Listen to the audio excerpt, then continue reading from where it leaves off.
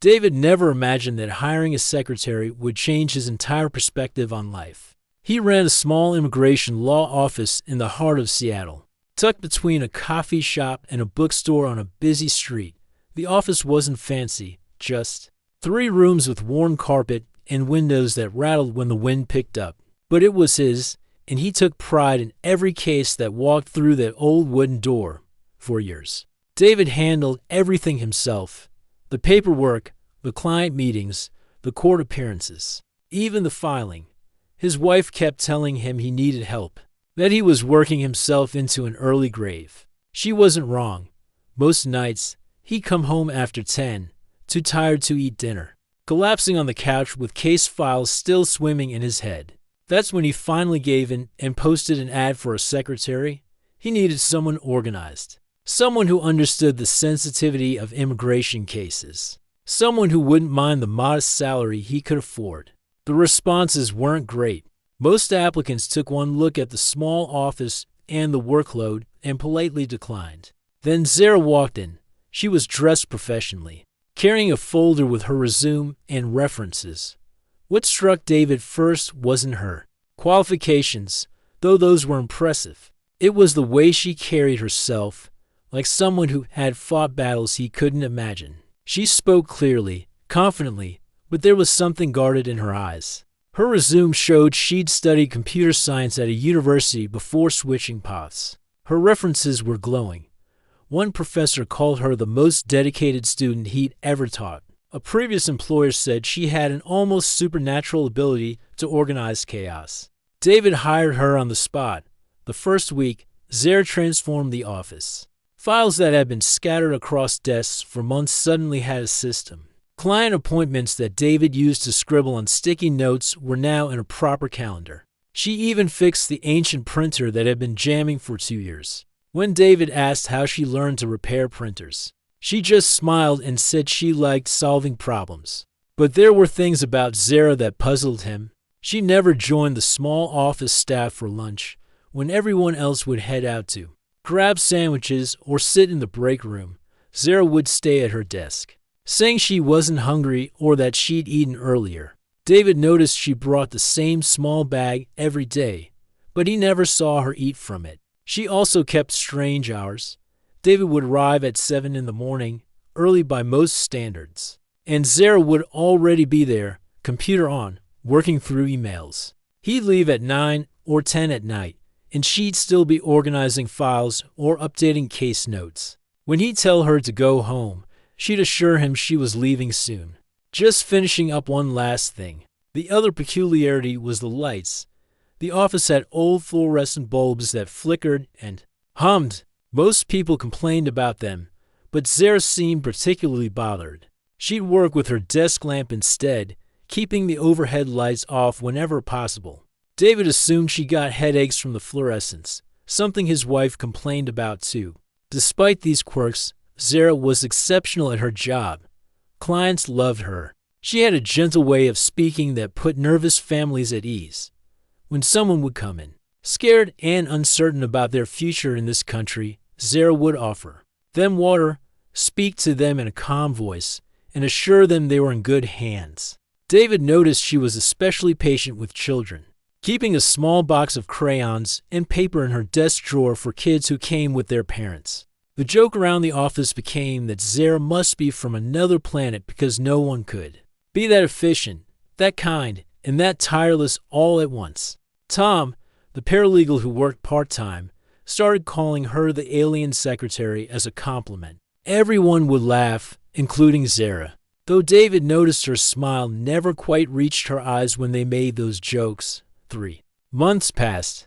The office ran smoother than it ever had. David found himself actually taking Sundays off, something he hadn't done in years. He could focus on the complex legal work instead of drowning in administrative tasks.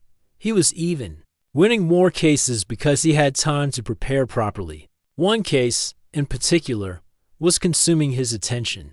A family of 4 from Central America was facing deportation. The father had brought his wife and 2 daughters to the United States 5 years ago, fleeing violence that had destroyed their village. They'd been living quietly, working hard, sending their kids to school.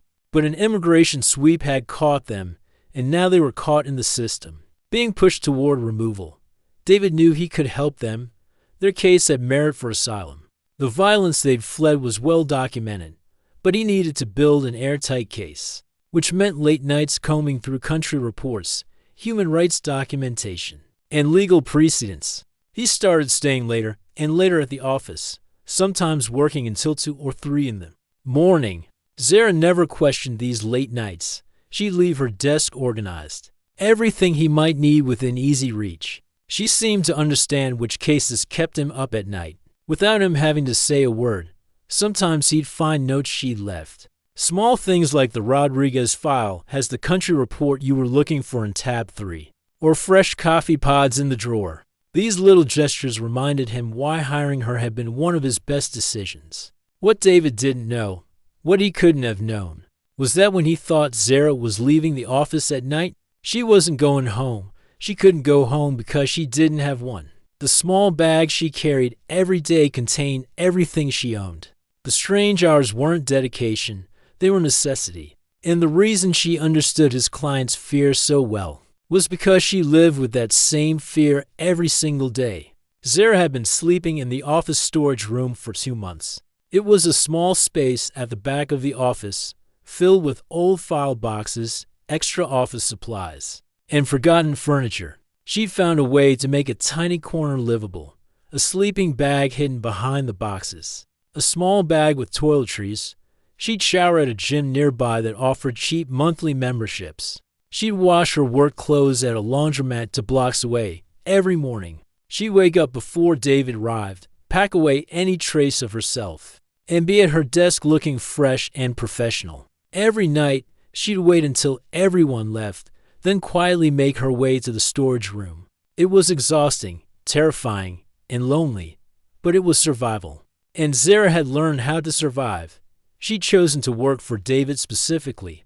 Before applying, she'd researched immigration lawyers in Seattle. She'd read about his cases, his wins, his reputation for taking on difficult situations. She'd known that if anyone might eventually understand, might eventually help, it would be him. But she couldn't ask for help when she first arrived. She needed to prove her worth first, to become indispensable, to earn trust. The plan was working. She could see David respected her work. She could feel the office becoming dependent on her systems. She was saving every dollar she could, hoping that maybe, just maybe, she could afford a real apartment soon and then finally tell David the truth. Maybe he could become her lawyer instead of just her boss. But plans don't always work out the way we hope, and sometimes the truth comes out not because we're ready to share it, but because circumstances force our hand in ways we never expected.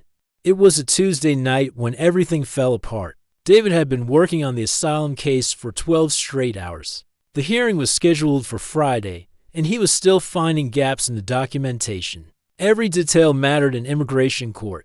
One missing piece of evidence could mean the difference between a family staying together or being torn apart and sent back to danger.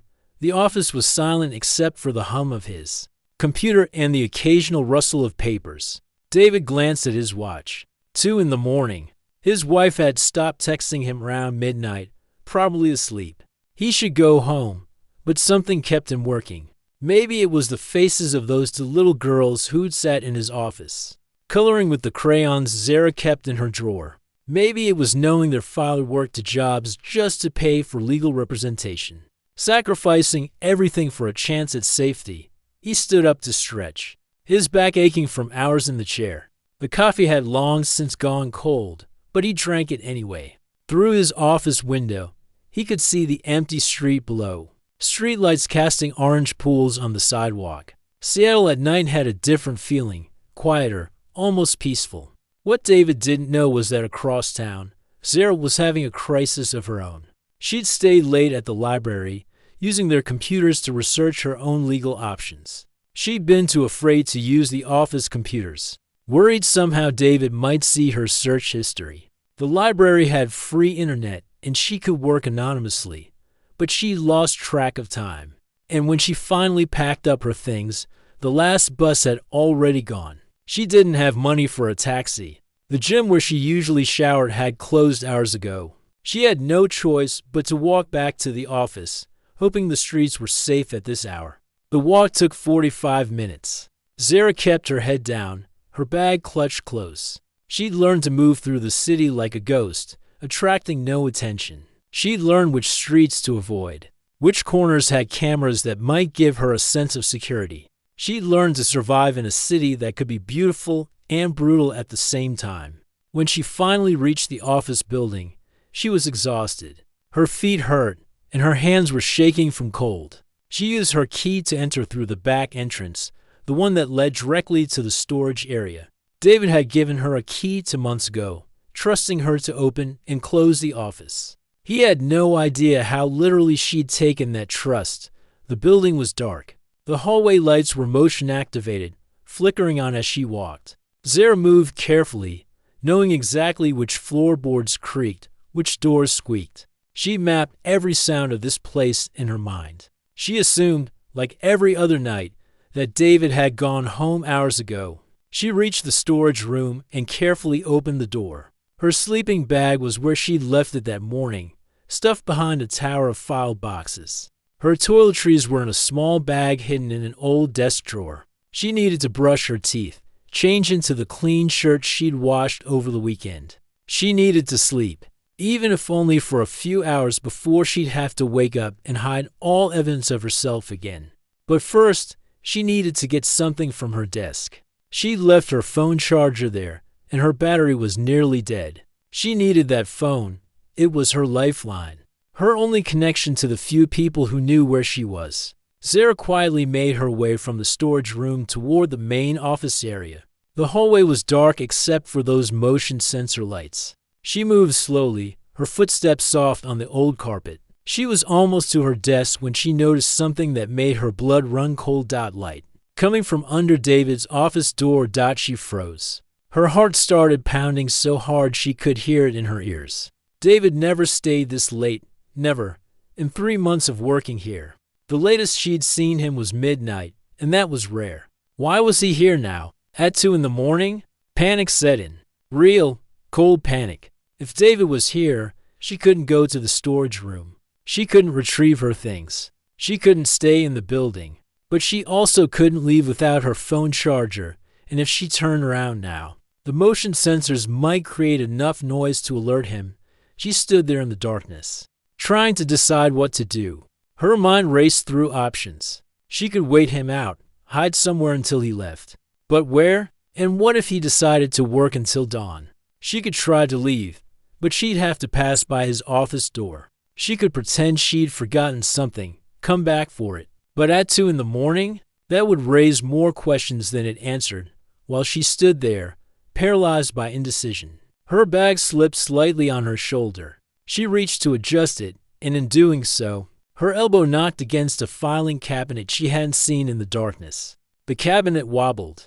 On top of it was a stack of old files, ones that had been sitting there for months, waiting to be archived. Everything happened in slow motion. Zara reached out, trying to steady the stack, but it was too late. The files toppled off the cabinet, papers scattering across the floor with a crash that echoed through the silent office like thunder. She stood there, frozen, watching loose papers settle on the carpet. Her reflection stared back at her from the dark window. She looked terrified. She was terrified. For a moment, there was silence. Then she heard it. The scrape of a chair. Footsteps.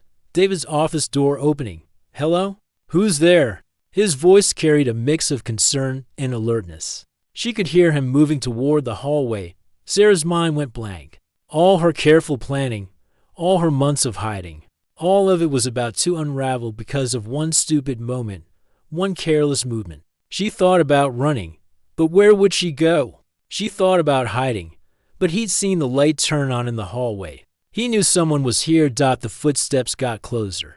She could see his shadow approaching from around the corner. There was nowhere to go, nothing to do. After months of holding her secret, she was about to lose everything. David came around the corner and stopped. He stood there, staring at her in the dim hallway light. She stood there, staring back, her bag still on her shoulder, papers scattered at her feet. For a long moment, neither of them spoke. David's eyes moved from her face to her bag, to the papers on the floor, then back to her face. She could see him trying to make sense of what he was seeing. His secretary, who should have left hours ago, standing in a dark hallway at 2 in the morning. Clearly startled and afraid. "Zara?" he finally said. His voice was soft, confused. "What are you doing here?" She opened her mouth to answer, but no words came out. What could she say? What lie could possibly explain this? She'd been so careful for so long, and now, in one moment, it was all falling apart. She started, then stopped. Her hands were shaking. She could feel tears building behind her eyes, but she fought them back. She couldn't cry, not now. She needed to think, to explain, to salvage this somehow. But David was already putting pieces together. His eyes had moved to her bag again, really looking at it this time. It wasn't a purse or work bag. It was the kind of bag someone carried when they had everything they owned inside it. His gaze moved past her, toward the storage room, the door still slightly open. She watched his face change as understanding began to dawn. The confusion shifted to concern, then to something that looked like sadness. He knew, without her saying a word, he was figuring it out. "How long?" he asked quietly. "How long have you been staying here?" And just like that, her secret was out. Zara felt like the floor had disappeared beneath her feet. She stood there, looking at David, unable to form words. Every carefully constructed wall she'd built over the past months was crumbling. Her throat felt tight, and despite her best efforts, tears started sliding down her cheeks. "I'm sorry," she whispered. It was all she could manage. David's expression softened. He wasn't angry, she realized. He looked concerned, sad even. He glanced down at the scattered papers, then back at her. "Come on," he said gently. "Let's go to my office. We should talk." She followed him numbly, her legs feeling like they might give out at any moment. This was it. He was going to fire her. Worse, he might report her as an immigration lawyer. He knew the laws better than anyone. He'd know exactly what her situation meant, exactly what kind of trouble she was in. David's office was warm compared to the hallway. Papers covered his desk, evidence of the long night he'd been having. He gestured to the chair across from his desk. The same chair, where countless worried clients had sat. Now she was sitting there, and she finally understood how they felt. He didn't sit behind his desk.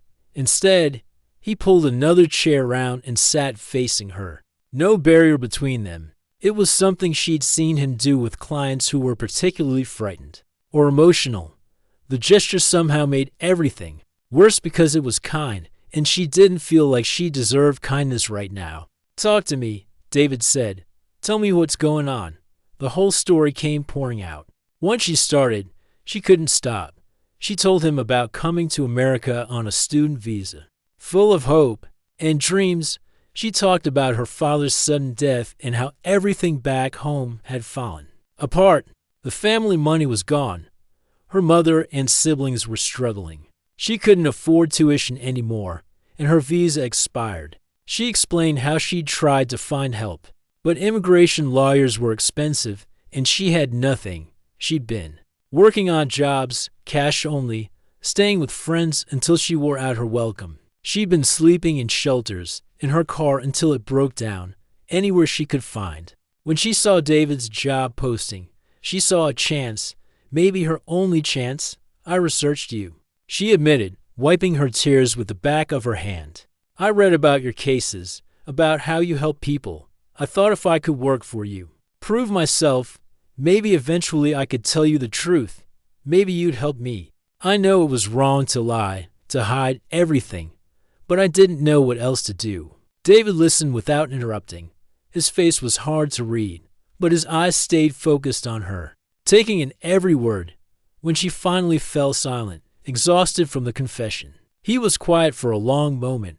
"How long have you been sleeping in the storage room?" he asked. 2 months, she said quietly.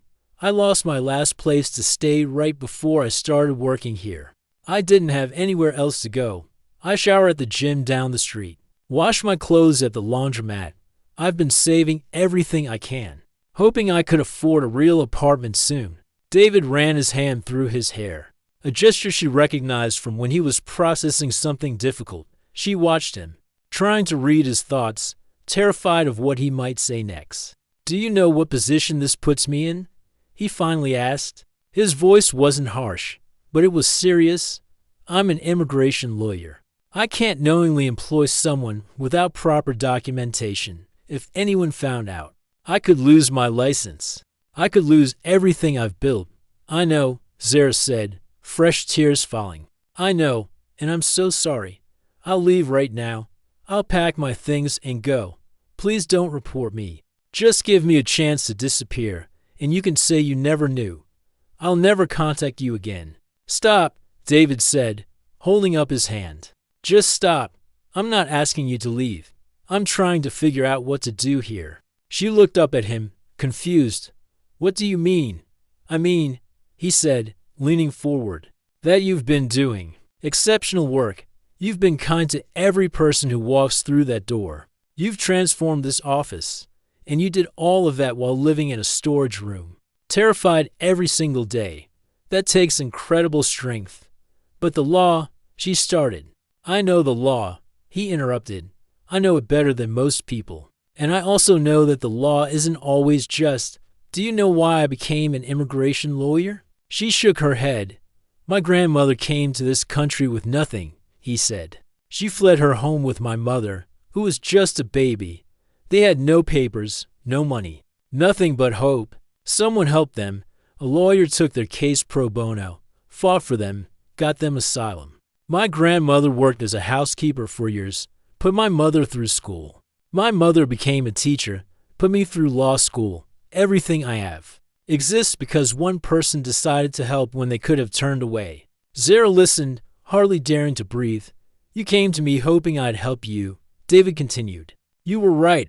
I will help you. But we're going to do this properly, legally. No more hiding. No more fear. Starting tomorrow, you're not just my secretary. You're my client. I can't afford," she began. But he cut her off. "Pro bono," he said firmly. "I'll take your case for free.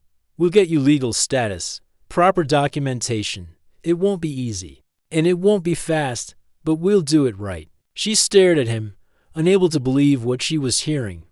"Why?" she whispered. "Why would you do this for me?" "Because it's the right thing to do," he said simply. "Because you deserve a chance, just like my grandmother did. Because I didn't become a lawyer to turn away people who need help." The relief that flooded through Zara was overwhelming. She put her face in her hands and cried. Really cried, for the first time in months. All the fear, the stress, the loneliness. It all came pouring out. David sat quietly, letting her cry, occasionally handing her tissues from the box on his desk. When she finally composed herself, David stood up. "First things first," he said. "You can't keep sleeping in that storage room. It's not safe, it's not healthy, and frankly, it's probably against building codes. We'll figure out temporary housing for you." "I don't have money for rent," Zara said. "I have a guest room," David said. "My wife and we've been talking about getting a tenant anyway. The room just sits empty. You can stay there temporarily until we sort everything out. We'll call it an advance on your salary." "I couldn't," she started, but he held up his hand again. "You can, and you will," he said. "This isn't charity. This is problem solving. You need a safe place to stay. I have a safe place." Simple. But it wasn't simple, and they both knew it. What David was offering was enormous. He was putting his reputation, his license, potentially his entire career on the line. If anyone found out the full circumstances, the questions would be difficult to answer. "Thank you," Zara said, and the words felt completely inadequate for what he was offering.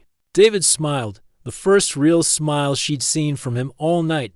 "Don't thank me yet. We have a lot of work ahead of us. Your case won't be easy, but we'll get through it." They spent the next hour talking through the basics of her situation. David asked questions, took notes, started forming a legal strategy in his mind. Zara answered everything honestly, relieved to finally tell the truth after so long. As the sky began to lighten outside the window, David finally stood up and stretched. "It's almost 5, he said. "Why don't you gather your things from the storage room? I'll call my wife. Let her know we're coming. She's going to have questions, but she'll understand." Zara went to the storage room for the last time. She packed her sleeping bag, her small bag of belongings, everything she'd been hiding for months. It wasn't much, but it was all she had. When she came back to David's office, he was on the phone, speaking quietly to his wife. "Yes, I know it's complicated," he was saying. "I'll explain everything when we get there. Just trust me on this, please." He hung up and looked at Zara. "Ready?" She nodded, as they left the office together. Walking out into the early morning light, Zara felt something she hadn't felt in a very long time. Hope, real, genuine hope that maybe, just maybe, everything was going to be okay. But they both knew that hope alone wouldn't be enough. The real work was just beginning, and the challenges ahead were greater than either of them fully realized. The drive to David's house was quiet. Zara sat in the passenger seat of his old sedan, watching the city wake up around them. Early morning commuters were already on the roads, people heading to jobs and lives that felt impossibly normal, compared to the chaos of her own existence. She clutched her bag on her lap, still not quite believing this was happening. David's house was in a modest neighborhood, the kind of place where trees lined the streets and neighbors knew each other's names. It was a simple 2-story home with blue siding and a small front yard. A light was on in the kitchen window. "That's my wife," David said, pulling into the driveway. "Her name is Rachel. She's a middle school teacher. Fair warning, she's going to have a lot of questions, but she's kind. You don't need to be afraid." They went inside, and Rachel was waiting in the kitchen, already dressed for work even though it was barely 6 in the morning. She was a tall woman with kind eyes and graying hair pulled back in a ponytail. She looked at Zara with open curiosity, but no judgment. "Rachel, this is Zara," David said. "Zara, my wife Rachel. Nice to finally meet you properly," Rachel said, extending her hand. "David talks about you all the time. He says you've been a miracle for the office." Zara shook her hand, unsure what to say. David had talked about her, even before he knew. Over coffee, David explained the situation to his wife. He was honest about everything, about Zara living in the office, about her expired visa, about his decision to take her case. Rachel listened carefully, asking occasional questions, her expression thoughtful. When David finished, Rachel looked at Zara. "That must have been terrifying," she said softly. "Living like that, never knowing when everything might fall apart. Every day," Zara admitted. "Every single day I was afraid." "Well, you don't have to be afraid anymore," Rachel said firmly. "Not in this house. The guest room is yours for as long as you need it. We'll figure out the rest as we go." The kindness was almost too much. Zara felt tears threatening again, but she blinked them back. "I don't know how to thank you both," she said. "Just get some rest," Rachel said. "You look exhausted." "David, show her the room. I need to get to school. But we'll talk more tonight." The guest room was small but clean, with a real bed, a dresser, and a window that looked out onto the backyard. Zara set down her bag and just stood there, taking it in. A real room, a real bed, safety, bathrooms across the hall, David said from the doorway. "Take the day off. Sleep, rest, whatever you need. We'll start working on your case tomorrow." After he left, Zara sat on the bed. It was soft, so much softer than the sleeping bag on the storage room floor. She lay back, staring at the ceiling, and for the first time in months, she let herself relax. Within minutes, she was asleep. She woke up hours later to afternoon sunlight streaming through the window. For a confused moment, she didn't know where she was. Then it all came back. David, the confession, the offer of help. This room. She found David downstairs in what looked like a home office, surrounded by papers. He looked up when she appeared in the doorway. "Hey," he said. "Feeling better?" "Much," she admitted. "I can't remember the last time I slept that well." "Good. Come on. Let's talk about your case." They spent the afternoon going through everything. David asked detailed questions about her time in America, her expired visa, her work history, her situation back home. He took pages of notes, occasionally stopping to look something up on his computer. Okay. He finally said, leaning back in his chair, "Here's where we stand. Your student visa expired, which complicates things. But based on what you've told me about your situation back home, you have grounds for asylum." "Really?" Zara asked, surprised. "Your father's death wasn't natural, was it?" David asked gently. "The creditors you mentioned, the threats your family received, that's persecution. The fact that your government couldn't or wouldn't protect your family, that gives us something to work with." "I never thought of it that way," Zara said. She'd been so focused on just surviving, she hadn't considered her situation in legal terms. "That's why you need a lawyer," David said with a slight smile. "But I have to be honest with you, this won't be fast. Asylum cases can take months, sometimes years, and there's no guarantee of success. The system is complicated, and the current political climate makes everything harder." "I understand," Zara said. "Anything is better than living in fear every day. We'll start the application process immediately," David said. "In the meantime, you'll continue working at the office. But now we'll do everything properly. I'll adjust your employment status, make sure everything is documented correctly." Over the next few weeks, life settled into a new rhythm. Zara continued working at the office, but now without the constant fear. She lived with David and Rachel, insisting on helping with groceries and household chores to earn her keep. Rachel started teaching her to cook American dishes. David worked on her asylum application, building the strongest case possible. But then complications started appearing. 3 months after that night in the office, David got a phone call that changed everything. It was from Robert Hutchinson, a senior partner at one of Seattle's largest immigration law firms. Robert had been circling David's practice for years, interested in either a partnership or an outright acquisition. "David, good to hear your voice," Robert said over the phone. "I'd like to meet with you next week. I have a proposal that I think you'll find very interesting." David's stomach sank. A meeting with Robert meant scrutiny, questions, potentially an examination of his entire practice. "What kind of proposal?" he asked carefully. "A merger," Robert said. "Our firms together could handle twice the caseload, serve more clients." "I've been impressed with your work, David. This could be very good for both of us." "I'll need to think about it," David said. Of course," Robert said smoothly. "But I'd like to move quickly on this. How about next Tuesday? I'll come to your office. We can discuss details."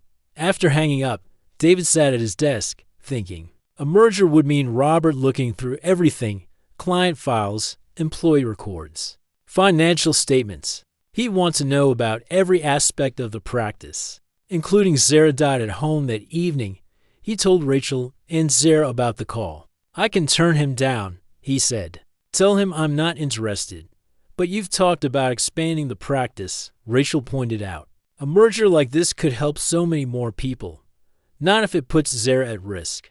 David said firmly. "What if I left?" Zara suggested quietly. "I could find another job, somewhere far from the office. Then you'd be free to accept the merger." "Absolutely not," David said. "We're seeing your case through. Besides, your running would destroy any chance at your asylum claim." But the problem of Robert Hutchinson wouldn't go away. He called again 2 days later, then a third time. He was persistent, and David knew him well enough to know that persistence usually meant Robert got what he wanted. Things got worse when immigration enforcement increased raids in the Seattle area. It was on the news every night. Businesses were being checked, employees questioned. The immigrant community was terrified, and David's office was flooded with panic calls from clients. Zara grew more anxious with each news report. "Maybe I should leave the city," she told David one night. "Go somewhere else, start over." "That's exactly what they want," David said. "Fear that makes people disappear, give up their rights. We're not giving into that." But the fear was real. Every time someone knocked on the office door unexpectedly, Zara's heart would race.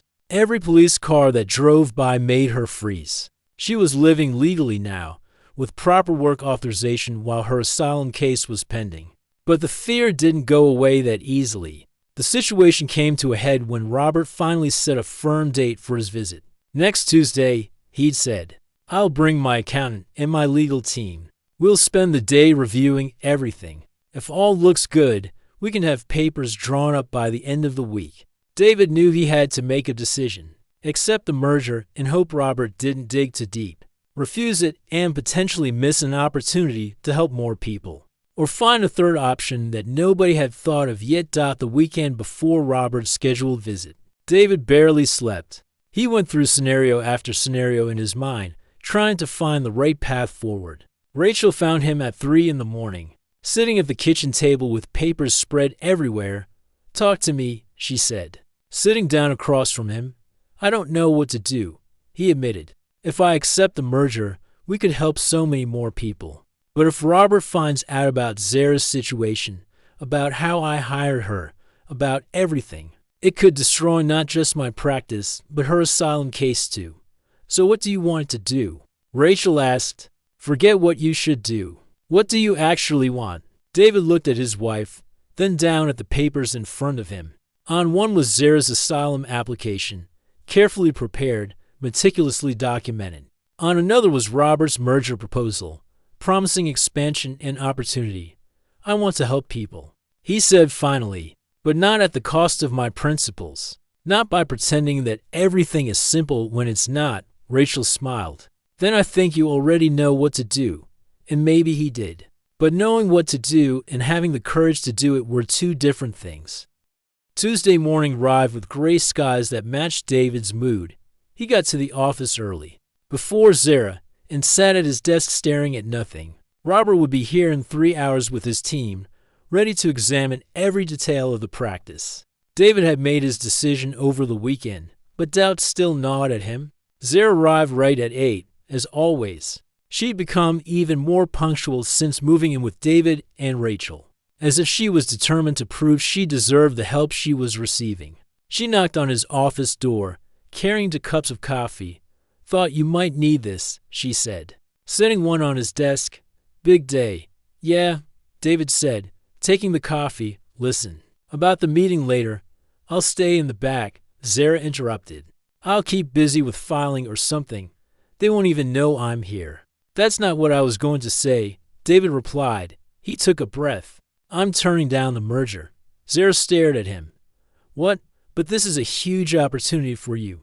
You said this could help the practice grow, help more people." "It could," David agreed, "but not the right way. I spent all weekend thinking about it, and I realized something. My grandmother didn't come to this country so I could build the biggest law practice. She came here so I could be the kind of person who does the right thing, even when it's hard." "I don't understand," Zara said, sitting down. "What does your grandmother have to do with this?" David leaned forward.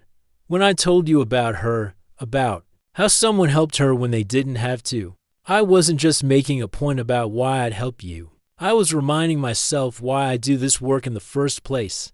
It's not about growth or prestige. It's about helping people who have nowhere else to turn. But you could still do that with the merger," Zara argued. "You could help even more people." "Maybe," David said, "or maybe I'd spend all my time managing a bigger firm, dealing with politics and bureaucracy, while losing sight of individuals, people like you, who need someone to see them as a person, not just a case number." Zara was quiet for a moment. "You're giving up this opportunity because of me," she finally said. "Because you're worried about what they'll find. I'm making this choice because it's right for me." David corrected. "Yes, your situation is complicated. Yes, Robert would probably have questions about how I handled things, but that's not why I'm saying no. I'm saying no because I've realized I don't want to be part of a big firm. I want to be exactly where I am, doing exactly what I'm doing." Before Zara could respond, the office phone rang. David answered it. "Hello? Yes, this is he. Oh, I see. Yes, I understand. Thank you for letting me know." He hung up and looked at Zara with an odd expression. That was Robert's assistant. "He's canceling today's meeting, apparently. His firm is being investigated for some questionable billing practices. The merger is off the table indefinitely." Zara let out a laugh that was part relief, part disbelief. So you don't even have to turn him down? Seems not, David said. And he couldn't help but smile, though I was prepared to. The irony wasn't lost on either of them. David had spent all weekend agonizing over a decision that ended up being made for him. But the process of making that decision had clarified something important. He knew what kind of lawyer he wanted to be, what kind of practice he wanted to run. Over the next few months, David threw himself into Zara's asylum case with renewed focus. He gathered evidence, documented threats her family had received, collected country reports showing the dangers she'd face if deported. He called in favors from colleagues, consulted with experts, built the strongest case he possibly could. The hearing was scheduled for a Friday morning in late spring. Zara barely slept the night before. Rachel made her breakfast, but she couldn't eat. David reviewed his notes one more time, though he practically memorized them by now. The immigration court was a sterile building that felt designed to intimidate. They sat in the waiting area with dozens of other people, all they're hoping for mercy from a system that didn't often give it. Zara watched families clutching papers, children sitting quietly beside anxious parents, people who traveled thousands of miles for a chance at safety. "You ready?" David asked when their case was called. "As I'll ever be," Zara replied. The hearing lasted 3 hours. The judge was a stern woman who'd probably heard every story imaginable. She asked Zara detailed questions about her father's death, about the threats, about why she believed she couldn't safely return home. Zara answered honestly, her voice shaking at times but never breaking. David presented his evidence methodically. He showed documentation of the violence in Zara's home region. He had affidavits from people who knew her family, confirming the threats they'd received. He had country reports from human rights organizations. He built a case that was impossible to ignore. The government's attorney argued that Zara had overstayed her visa, that she'd worked illegally, that these facts should count against her. David countered that Zara had done what anyone would do to survive, that punishing people for trying to live couldn't be the basis of justice when it was over. The judge said she'd issue a decision. Within 30 days, they left the courthouse emotionally drained. Zara felt like she'd just exposed every vulnerable part of herself to strangers. David reassured her that she'd done well, that the case was strong. But they both knew nothing was certain. The 30 days felt like 30 years. Zara went to work, helped Rachel around the house, tried to live normally. But the uncertainty was always there, a weight she carried every moment.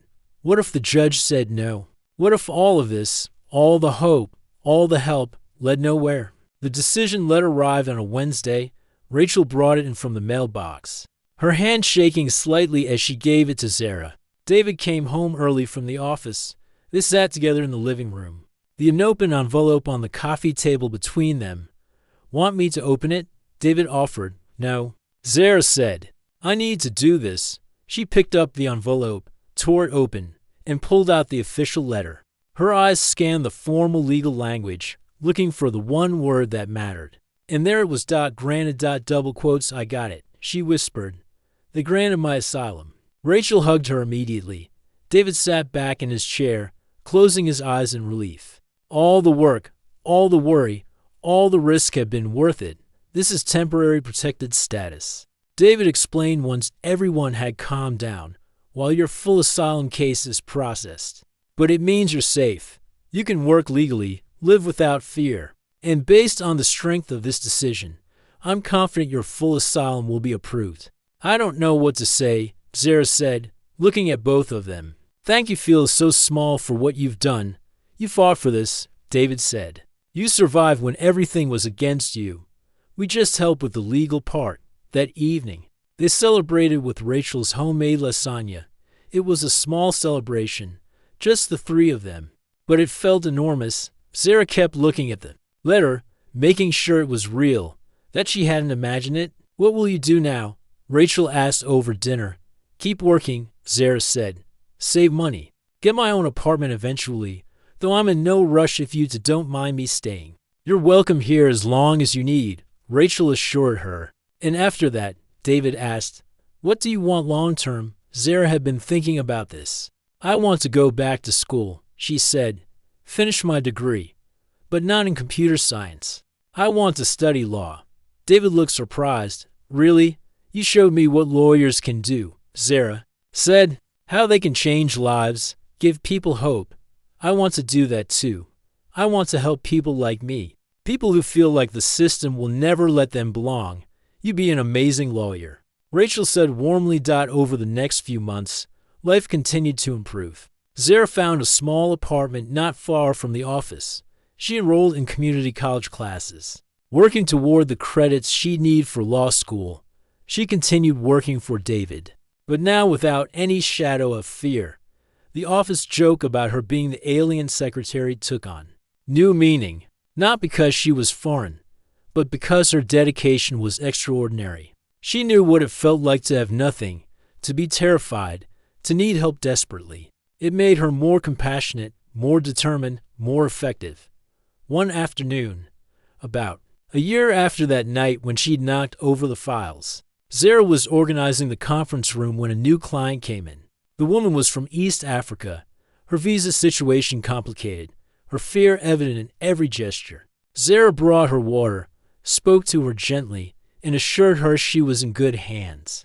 After the consultation, David found Zara in the hallway. "You were great with her," he said.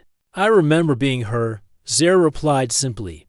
"That fear doesn't go away easily." "You're going to be an incredible lawyer someday," David said. "I learned from the best," Zara said. Years later, when Zara graduated from law school, David and Rachel were in the audience cheering louder than anyone. When she passed the bar exam, they threw her a party. And when she opened her own immigration law practice, focusing specifically on helping women and families in desperate situations, David was her first mentor and biggest supporter. The practice she built was small, like David's, but it was mighty. She took cases others wouldn't touch, helped people others had given up on. She remembered what it felt like to have nowhere to turn, and she made sure no one who came to her would ever feel that way. Sometimes, late at night when she was working on a difficult case,